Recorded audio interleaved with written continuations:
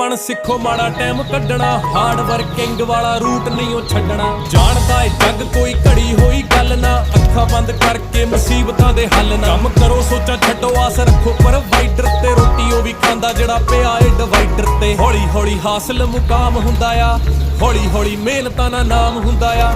ਪਹਿਲਾਂ ਪਹਿਲਾਂ ਹਰ ਬੰਦਾ ਆਮ ਹੁੰਦਾ ਆ, ਦੁਨੀਆਦਾਰੀ ਚੋਂ ਜੋ ਤਰਾਸ਼ ਬਣਦੇ, ਆਪਣੇ ਤੇ ਰੱਖ ਵਿਸ਼ਵਾਸ ਬਣਦੇ ਹੋਏ। ਆਮ ਜਿਹੇ ਮੁੰਡੇ ਵੀ ਨੇ ਖਾਸ ਬਣਦੇ, ਆਮ ਜਿਹੇ ਮੁੰਡੇ ਵੀ ਨੇ ਖਾਸ ਬਣਦੇ। ਅਸੀਂ ਆਮ ਜਿਹੇ ਮੁੰਡੇ ਹੀ ਜੋ ਖਾਸ ਬਣਦੇ, ਅਸੀਂ ਆਮ ਜਿਹੇ ਮੁੰਡੇ ਹੀ ਜੋ बस ऐसा ही वाहेगुरु सुख रखे, मारा काम बोले मुनाम चुप रखे।